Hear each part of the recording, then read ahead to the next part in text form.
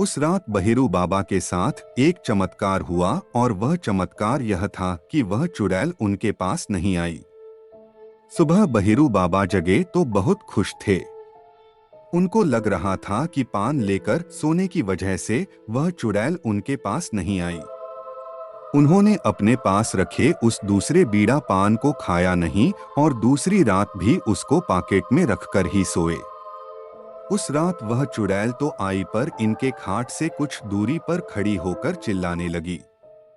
बहिरू बाबा की नींद खुल गई और वे उठकर बैठ गए। उस चुड़ैल ने गुस्से में कहा कि तुम्हारे पॉकेट में पानलपेटा जो कागज है उसको निकालकर फेंक दो, पर ऐसा करने से बहिरू बाबा ने मना कर दिया। लाख कोशिशों के बाद भी जब वह चुड़ैल अपने मकसद में कामयाब नहीं हुई तो रोते हुए उस बंसवाड़ी की ओर चली गई। अब बहिरू बाबा को नींद नहीं आई। वे फौरन बैटरी टार्च जलाकर पानलपेटे उस कागज को देखने लगे। उनको यह देखकर बहुत विस्मय हुआ कि पान जिस कागज में लपेटा था वह कागज किसी अखबार का भाग था और उसमें हनुमान यंत्र बना हुआ था। अब बहिरू बाबा समझ चुके थे कि पान की वजह से नहीं अपितु हनुमान जी की वजह से उन्हें इस दुष्ट चुड़ैल से पीछा मिल गया था। दूसरे दिन नहा धोकर बहिरू बाबा मंदिर गए और वहां से एक हनुमान का लॉकेट खरीदकर गले में धारण किए। और इतना ही नहीं, अब रात को सोते समय वे हमेशा हनुमान चालीसा का पाठ करते और हनुमान चालीसा को सिर के पास रखकर ही सोते।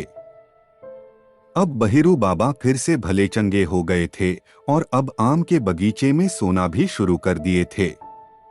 हाँ, पर वे जब भी अकेले सुनसान में उस बंसवाड़ी की तरफ जाते थे उस चुड़ैल को रोता हुआ ही पाते थे। वह चुड़ैल बहिरू बाबा से अपने प्यार की भीख मांगते हुए गिड़गिड़ाती रहती, जय बजरंग बली। अभी वे कुछ सोच ही रहे थे कि वह औरत उनके पास आकर कुछ दूरी पर खड़ी हो गई। बहिरू बाबा तो हक्का बक्का थे। उनके मुंह से आवाज भी नहीं निकल रही थी, पर कैसे भी हिम्मत करके उन्होंने पूछा कि तुम कौन हो और इतनी रात को यहाँ क्यों आई हो। बहिरू बाबा की बात सुनकर वह औरत बहुत जोर से डरावनी हंसी हंसी और बोली, औरत हूँ और इसी बंसबाड़ी में रहती हूँ। बहुत दिनों से मैं तुमको यहाँ सोते हुए देख रही हूँ और धीरे धीरे मुझे अब तुमसे प्यार हो गया है। मैं सदा तुम्हारी होकर रहना चाहती हूँ।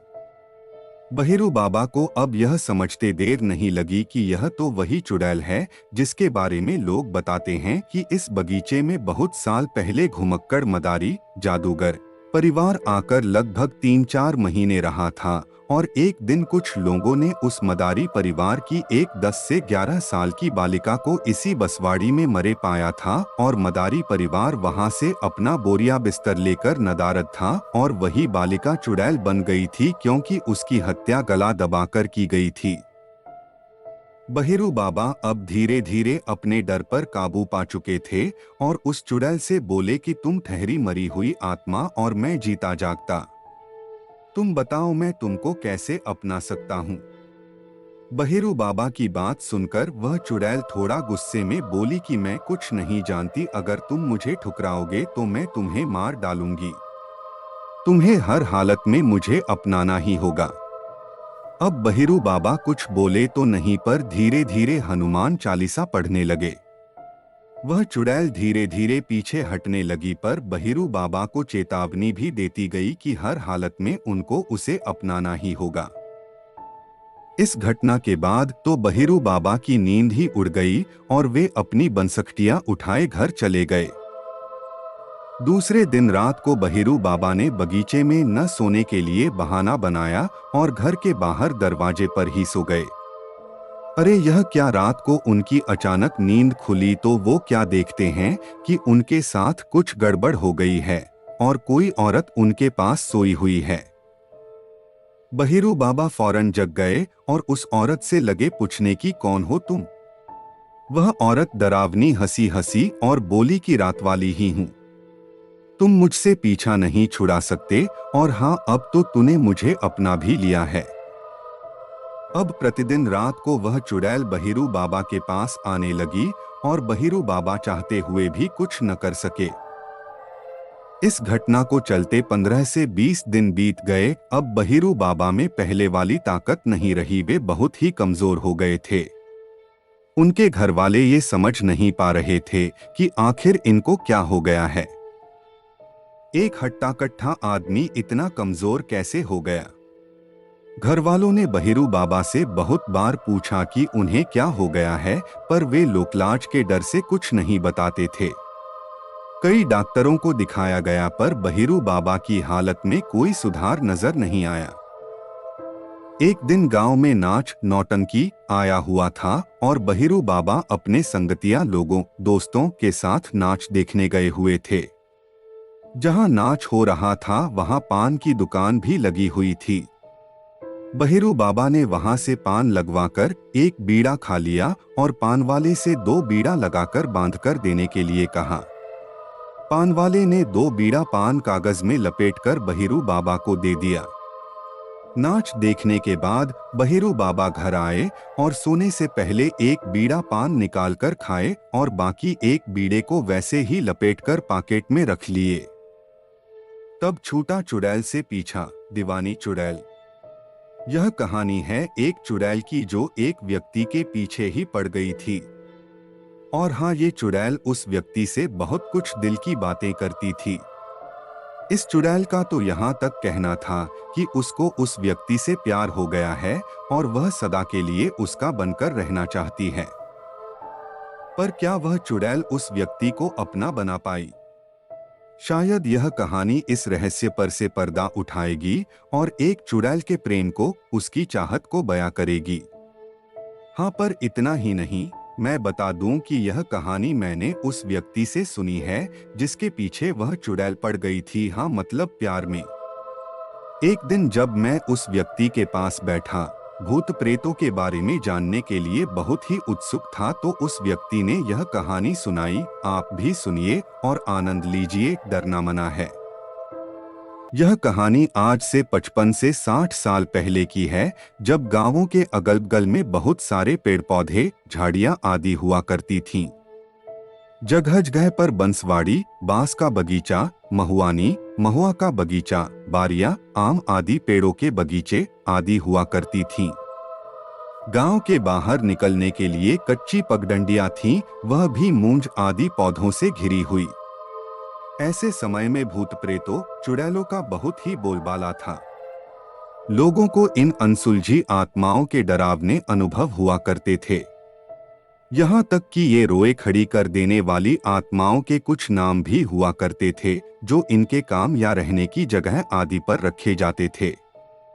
जैसे पंडीजी के श्रीफल पर की चुड़ैल, नेटुआबीर बाबा, बड़की बारी वाला भूत, बंसबाड़ी में की चुड़ैल, सारंगी बाबा, रक्तपीनी चुड़ैल, नहर डुबनी चुड़ैल, प्यासनमरी चुड़ैल आदि।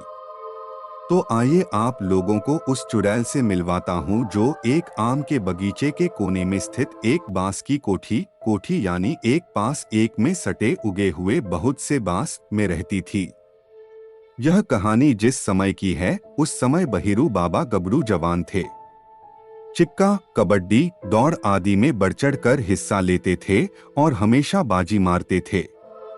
अरे भाई, कबड्डी खेलते समय अगर 3-4 लोग भी उन्हें पकड़ लेते थे तो सबको खींचते हुए बिना सांस तोड़े बहिरू बाबा लाइन छू लेते थे।